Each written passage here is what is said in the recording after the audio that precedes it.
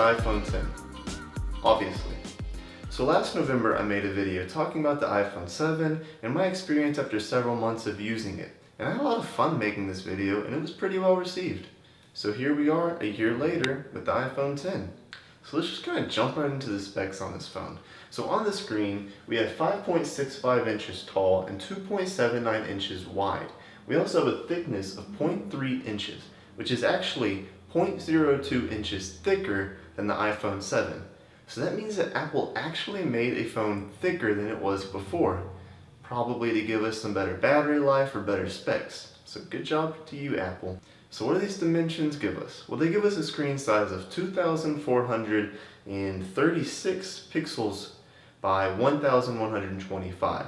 That gives us a PPI, or pixel per inch density, of 458, which is actually pretty good. The screen is definitely an improvement over the iPhone 7.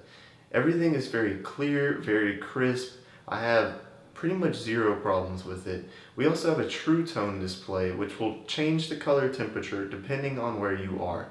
So if you're outside, the color temperature may be different than if you were inside.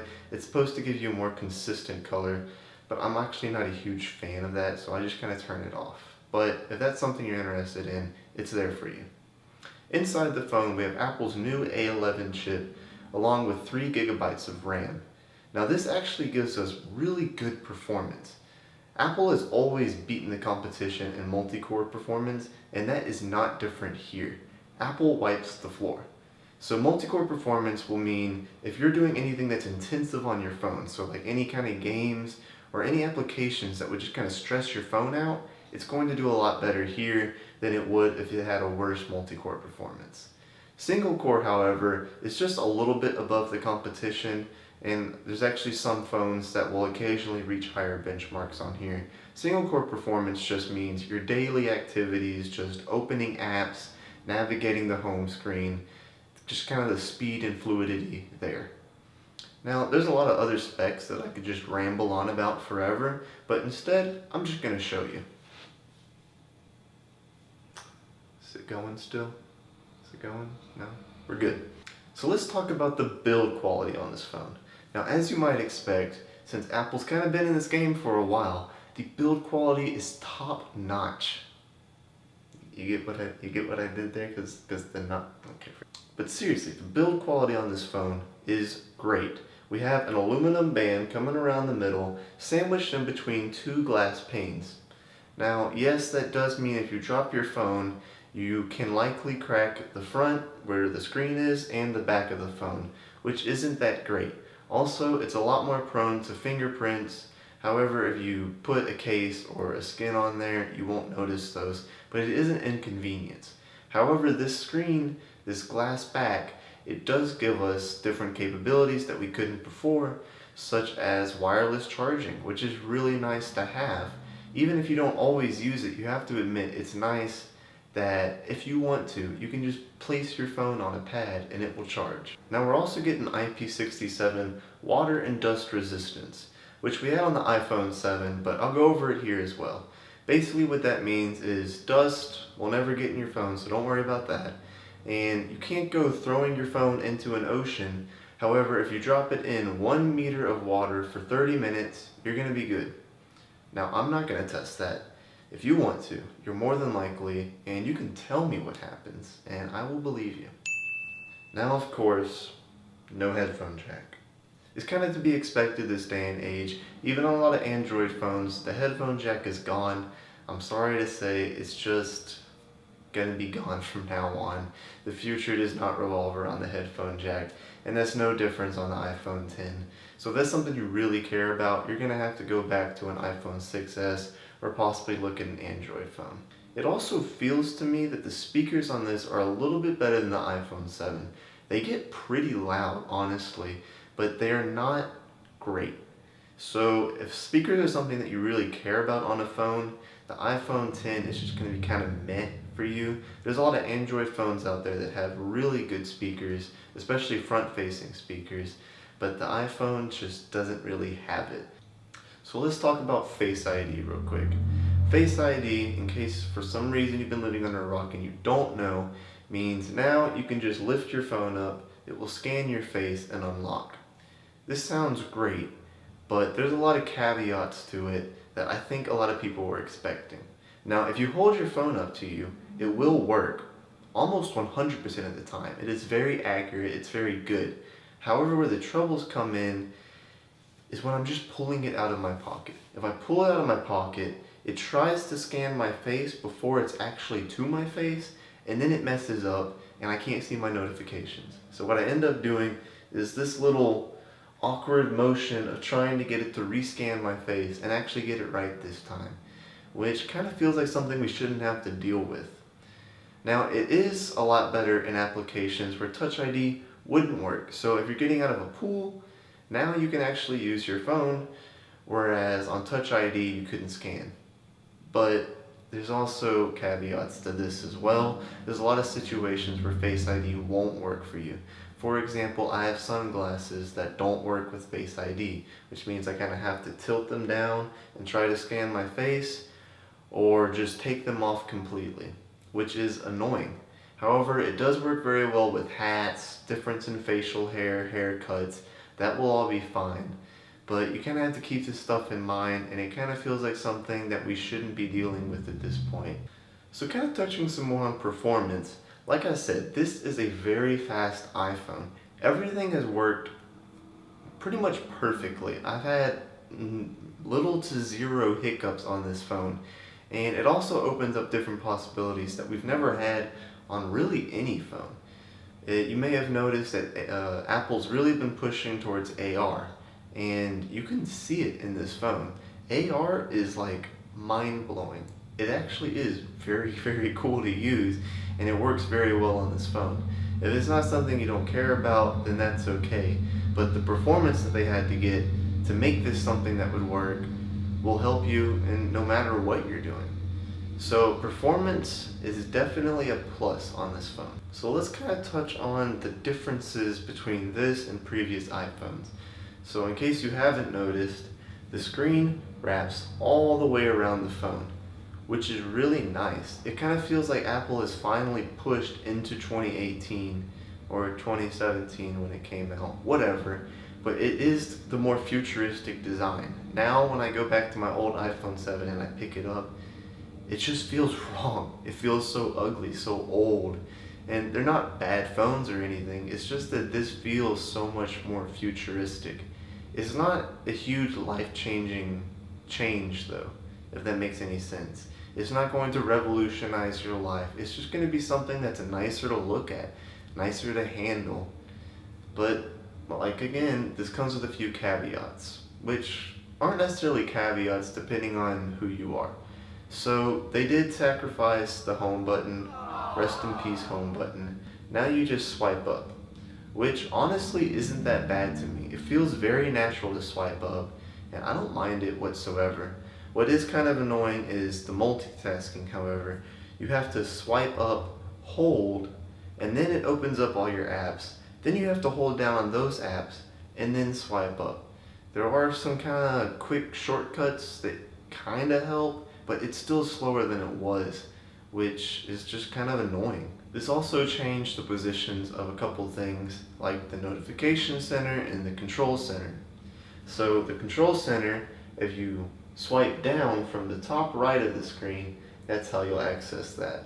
To access the notification center, you have to swipe down from the middle of the screen.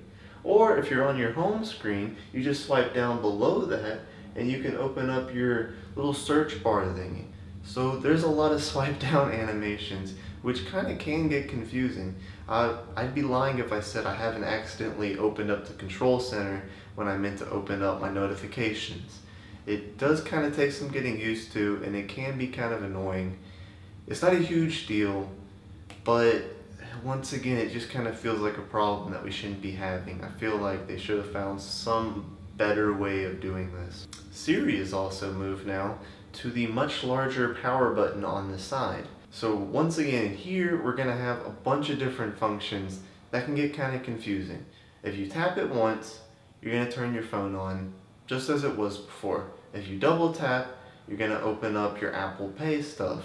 If you hold down on it, then you open up Siri. What app can I open for you? Nothing. Okay then. Okay then. So now there's just a bunch of different functions into this one button, which kind of gets confusing.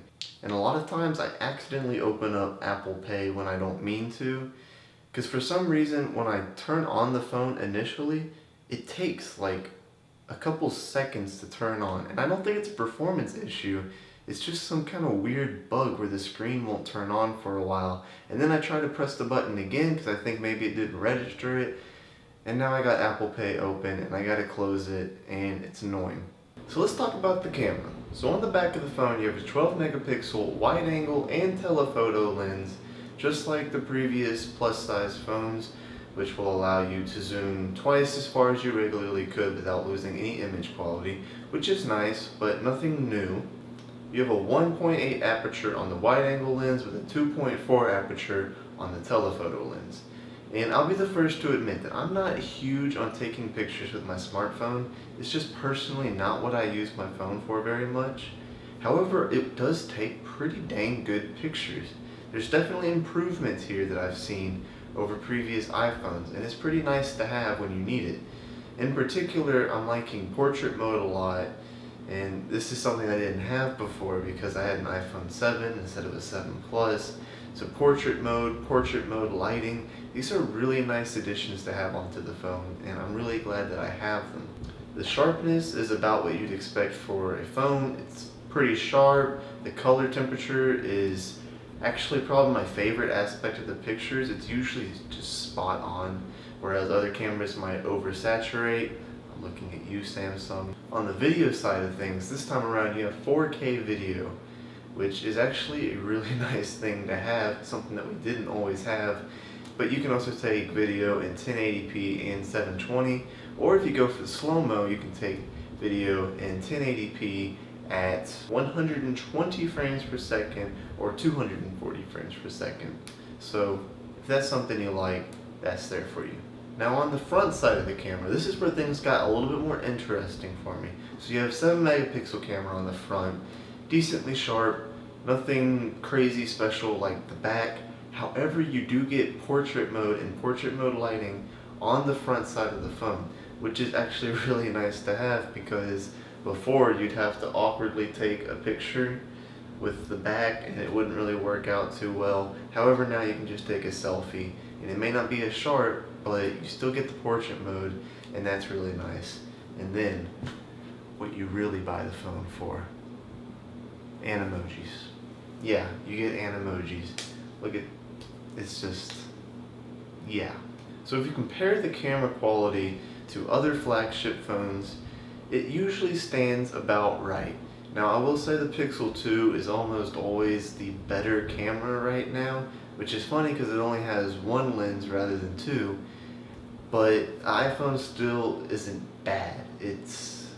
I would compare it pretty equally to the Samsung phones right now, and then just a little bit under the Pixel 2. But no matter which phone you go with, you're not going to go wrong with camera quality. There's not much to complain about. Now the battery. The battery is honestly probably my favorite aspect of this phone, and I was not expecting it at all. I don't think once that I've had this phone that it's died on me.